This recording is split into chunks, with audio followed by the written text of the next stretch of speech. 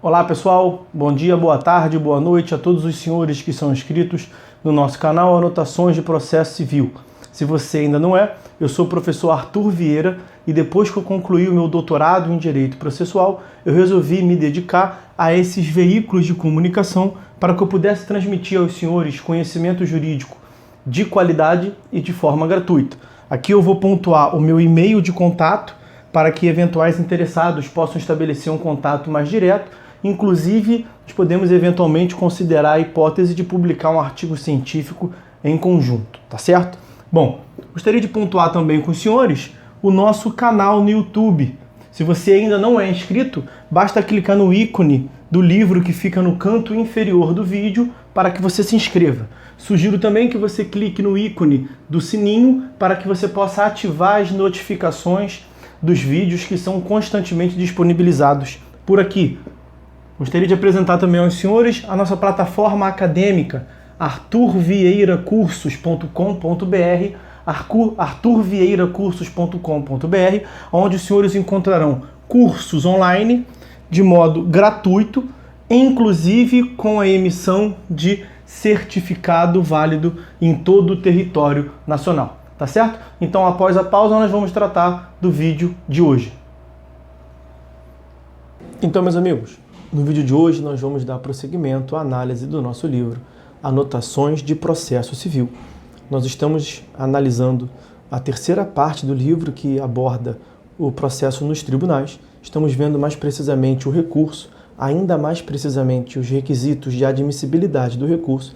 Terminamos de ver nos últimos vídeos os requisitos intrínsecos e os requisitos extrínsecos de admissibilidade e vamos tratar no vídeo de hoje sobre esse dever de prevenção recursal que decorre ali do princípio da primazia da resolução do mérito. Vamos abordar tudo isso nesse tópico. Vamos lá?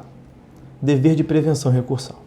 Entre as imposições de conduta que o princípio da cooperação impõe aos magistrados está o dever de prevenção.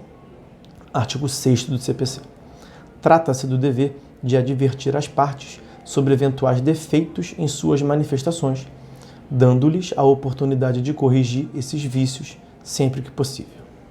No âmbito recursal, esse dever está também consagrado em termos gerais no artigo 932, parágrafo único.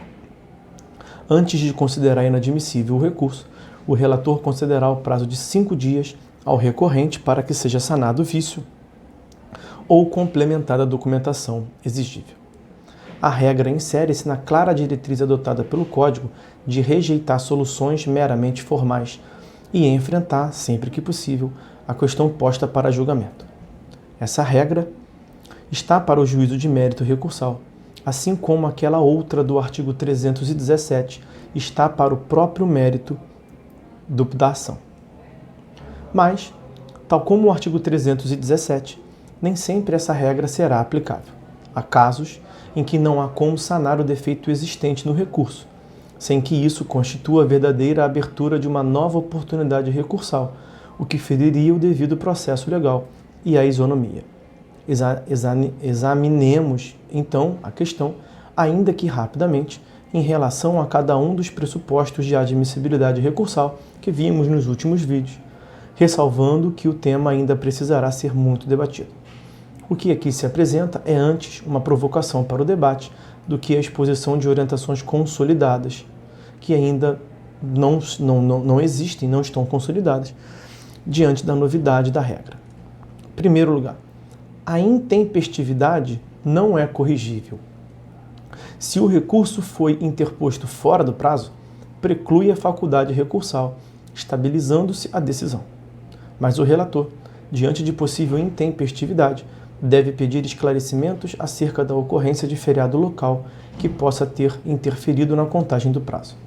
A exigência de comprovação de feriados locais no momento da interposição do recurso é aspecto atinente à regularidade formal do recurso, como nós vimos, que comporta a regularização no momento previsto no artigo 932, parágrafo único, qual seja prazo de 5 dias. Segunda consideração, a falta de preparo é passível de correção, mas segue as regras especiais dos parágrafos 2º, 4º e 5º do artigo 1007, que foram examinadas no vídeo anterior. Terceira consideração: quanto ao cabimento recursal, a inadmissibilidade de recurso é insuperável. Se a decisão é recorrível, se a decisão é irrecorrível, não há o que fazer. Mas se o defeito estiver na adequação recursal, parece possível aplicar-se a regra. Se a parte formulou o recurso errado, em tese é possível cogitar corrigir o defeito, que é um problema de forma, formulando o correto, alteração de denominação e outras providências formais. Note-se que, nesse caso, não se está cogitando propriamente da fungibilidade recursal, no sentido de aceitação de um recurso no lugar do outro, quando há dúvida objetiva. Aqui a questão seria apenas de correção do defeito. Por isso, para este caso, a questão da tempestividade seria relevante. O recurso precisaria ter sido interposto no prazo do recurso correto, o que no sistema do CPC tende a não ser obstáculo, dada a uniformização dos prazos recursais em 15 dias, como nós vimos lá do parágrafo 5º do artigo 1003 do CPC. Quarta consideração: se o recorrente não tem legitimidade recursal, não há como ele corrigir isso, tornando-se legitimado. Mas é possível que o legitimado valha-se dessa oportunidade para comparecer e ratificar o recurso interposto por parte ilegítima? Ou isso seria uma forma de burlar a intempestividade de que falarei daqui a pouco? Parece possível o aproveitamento do recurso interposto pela parte ilegítima. Importa é que esse recurso tenha sido tempestivamente interposto. O único defeito dele, a ilegitimidade, seria sanado com o ingresso do verdadeiro legitimado. Haveria como que uma ratificação do ato recursal pelo verdadeiro legitimado. Quinta consideração: não há como o recorrente suprir a carência de interesse recursal. Não há como fazer surgir a utilidade ou a necessidade para o recurso que não a tem. Agora, haveria casos em que, se ele alterasse o objeto do seu recurso, poderia fazer surgir o interesse faltante. Mas isso não seria simples suprimento de um defeito, e sim a interposição de um novo recurso, totalmente diferente do outro, não uma mera correção de forma. Exemplo: o réu apelou para impugnar a sentença que se negou a julgar o mérito por um dos fundamentos do artigo 485, pretendendo que o fosse por outro, também do mesmo artigo 485. O relator aponta a falta de interesse recursal.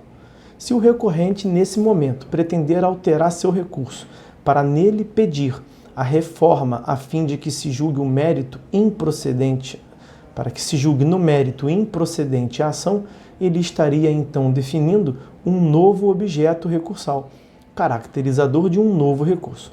Isso não seria uma simples correção formal do recurso anterior. Não parece, portanto, possível tal providência.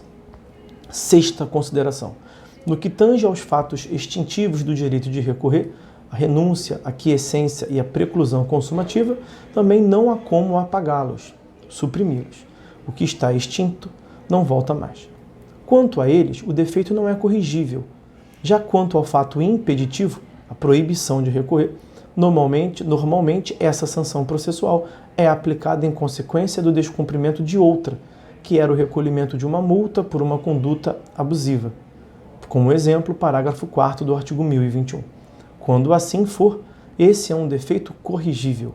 O relator daria a oportunidade para o recolhimento da multa, cessando o fato impeditivo. No caso do parágrafo 7º do artigo 77, a proibição de falar nos autos, que abrange evidentemente a proibição de recorrer, cessa-se a parte purgar o atentado, que é uma indevida alteração no estado de fato do bem litigioso.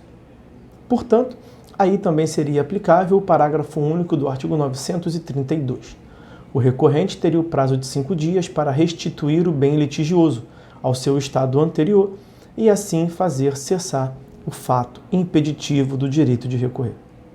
Sétima consideração: as exigências atinentes à regularidade formal tendem a ser passíveis de correção dentro de certos limites. Quanto às razões recursais, elas podem ser esclarecidas ou complementadas nos limites do pedido já formulado. Mas, Se não houver sido formulado arrazoado nenhum, isso equivale à ausência de pretensão recursal, que, como a própria pretensão veiculada na demanda, também é formada pela conjugação do pedido com seus fundamentos. Então, a total falta de razões recursais não poderá ser suprida, por isso equivaleria a permitir que um recurso, não interposto oportunamente, seja-o apenas depois. É também possível o esclarecimento, explicitação ou complementação do pedido. Mas, a exemplo das razões, é impossível formular pedido se não havia absolutamente nenhum na peça original apresentada, isto é, nem mesmo pedido implícito. A correção de outros aspectos da regularidade formal dependerá de sua específica disciplina. Por exemplo, parece possível suprir-se o defeito atinente à falta de demonstração da repercussão geral, que é um requisito escancaradamente formal.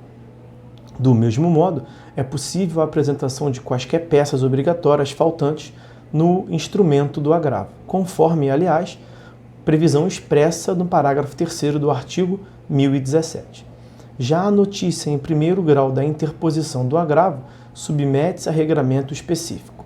Uma vez arguida sua falta pelo agravado, está superada a possibilidade de conserto.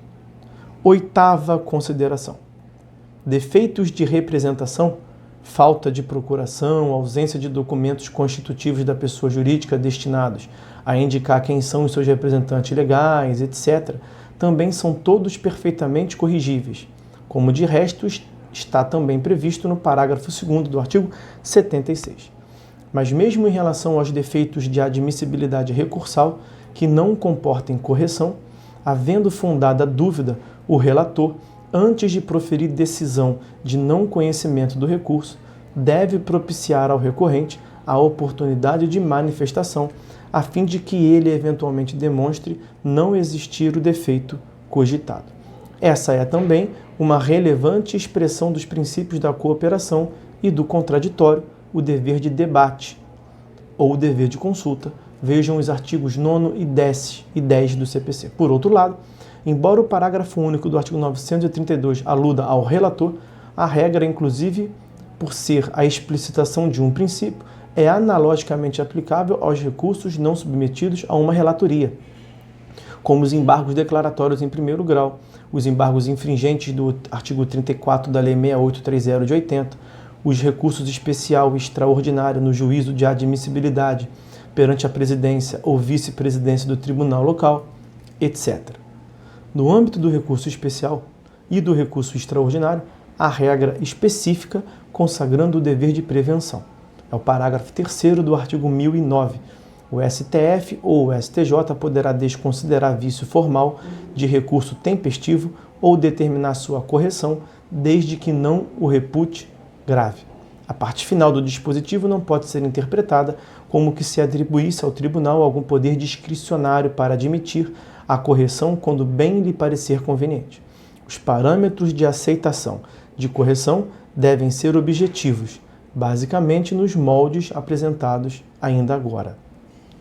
Tal regra tem o objetivo de eliminar qualquer dúvida quanto à incidência do dever de prevenção ou de saneamento de correção no âmbito dos recursos especial e extraordinário. Então essas eram as considerações que queríamos fazer a respeito desse dever de prevenção, a correção, a sanabilidade de eventuais vícios formais. No próximo vídeo nós vamos continuar a análise da teoria geral dos recursos, dessa análise ainda introdutória quanto à admissibilidade dos recursos, analisando a competência para o juízo de admissibilidade e para o juízo de mérito, que está destacado para os senhores aí. Então, meus amigos, por hora é só. Fiquem todos com Deus e até a próxima.